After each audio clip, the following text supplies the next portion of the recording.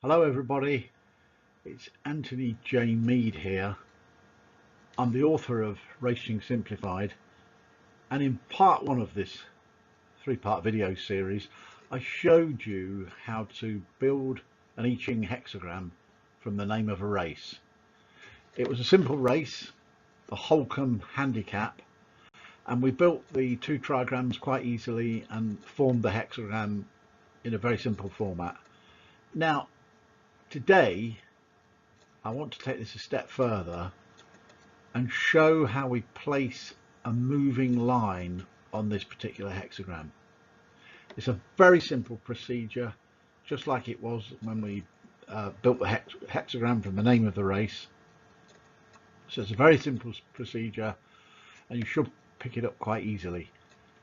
Once we've done this, once we've put the moving line on the hexagram, we will be able, in part three of this video series, we will be able to form three angles or three directions that will give us an idea of where the winner of this particular horse race is coming from. Now that may sound a bit crazy, and I doubt if you've ever seen anything quite like this. As far as I'm concerned, you'll only get this information in this book, which took me well over 30 years to write. Now, it works like this. The hexagram that we formed from the name of the race forms the angles or the directions, and we look for a horse that will come from an either favourable area or possibly be in a not so favourable area. And we have to decide on what we're going to do in regards to where this horse is. But it's a fantastic aid to finding winners, this, because it gives you an edge, a definite edge when it comes to making your final decision. A lot of times you can see a horse in a race and you think that can't lose, we all do it. It's maybe a race of about 6 runners or something, you think, look, it's head and shoulders above the rest, it's gonna win, and the thing comes fourth or something. Happens every day of the week. Very rarely do we land these winners. I mean, you can do it obviously, but the bookies love it because just when you think this red hot favourite's going to do it, it'll go down, and then when you actually think to yourself, well, it's not going to do it, it wins doing handstands. We've all been there. Now, Raceching Simplified, if you learn how to do this, it really will give you a very powerful tool to go to war with the bookmakers, because they haven't got a clue about this. So, first things first, in the next slide, I'm going to show you how we start forming a moving line and putting it on the hexagram that we already prepared in video 1. So I'll see you in the next slide. In the last video we made a simple I Ching hexagram from the name of a race. There it is, look on your screen. The Holcomb handicap. It's hexagram 2 in the I Ching, Gun, the devoted principle. Now we have to go a step further and place the moving line on the hexagram, and this will enable us to form three angles or directions. So it enables us to find a direction on a compass relating to where we feel the winner is coming from. Now when I say compass, it's not really strictly a compass that you would probably be familiar with. It's a Chinese geometric compass, but it all relates to the same thing. We'll be looking for a direction that we would deem favourable and where we would expect to find the winner of the race. In a sense, it's a bit like Feng Shui. In Feng Shui, you find areas that are favourable or not so favourable. This is very similar. It's all in the book, and don't be frightened of it or think, oh God, what's this? It is new, but when you get to know it, it's quite easy. We use directions formed from hexagrams of the I Ching that represent the name of a race. by transferring the information to the wheel of a compass, we get an idea of where the winner of the race is likely to be based. In other words, the stables, the yard, the winning yard. In the third and final video that I do, I will show you how this is achieved. For now though, we need to place a moving line on the hexagram above. So we'll waste no more time on this. We'll go on to the next slide and you'll see exactly how to do this. This is how we calculate the time number and add to the number of the two trigrams.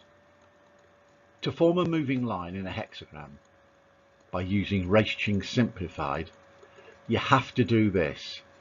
Add the sum total of the two trigrams together plus the time and divide by 6. Why 6?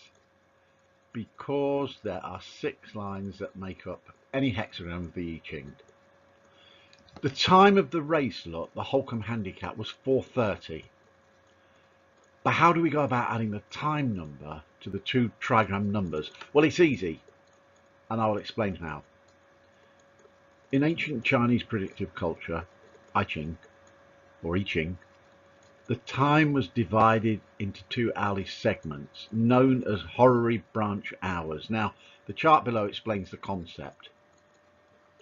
So, we know the two trigrams equal 8 plus 8, and we have to add that to the time number. Here's how we do it. We go into the horary hour branch box, look, the horary hour branch hours box, and in it you'll see there are 4 distinct columns. Look, name of hour, time related to, yin yang hours, number. Now, name of hour, well, that's just the Chinese term for the hour. Look, time related to, well, that does concern us because our race was at 4:30, so that will tell us what zone that drops into. Yin yang hours, well, that's self-explanatory, more Chinese stuff. The number box, that's the real bit we want. Now, if we look into this box, look, time related to, we know that the race was at 4:30, and we will find that under the heading, look, Shen hour, 3 p.m. to 5 p.m. 4:30 falls into that 2-hour category, so we know that that will equal the number 9. You can see it, look, Shen hour, 3 p.m. to 5 p.m. and the number that we need is number 9. So we will add that number 9 to the total of the two trigrams and divide it by 6 to get our moving line. This chart, by the way, can be used in any time zone. Represents universal time, so just relate it to your zone. In this particular instance, you know, the race was run in Britain, so we used Greenwich Mean Time. But if it had been in New York, it would have been all relative. You'd have still used this box and just related it to the American time. This is dead simple. There's no complications to this. Just to reiterate, you just find out the time of your race, you know, in this instance 4:30, so it falls under Shen hour. Look, time related to was 3 p.m. to 5 p.m. that was a 2-hour segment, and it equaled the number 9. It's as simple as anything. Now, in the next slide we'll put all this together and form something really tangible out of it. So see you in the next slide. Now we can finish our calculation and place a moving line. So now that we know how to use the horary hour chart, relating a number to the time, let's finish off the calculation and place the moving line. 8 plus 8 plus 9. That's the sum total of the two trigrams plus the time number. It equals 25. We divide by 6. We divide by 6 because there are 6 lines in an I Ching hexagram. 4 with a remainder of 1. Line 1 is the moving line. Always the remainder value, when you do it this way, forms the moving line. When the divination works out perfectly, line 6 becomes the moving line. It's pretty straightforward, this, and once you've done it a couple of times, it is so easy it's not true. You'll do it with your eyes closed. So easy to accomplish. And the formula works every time. In video part 3, I will show you how to form the angles and directions from this hexagram. This will enable you to see where we feel that winning horse is coming from. The stable, area, trainer yard. I will show you my analysis that enabled me to get this winner, and I will show you the simple form system I used to go with it. I look forward to seeing you all.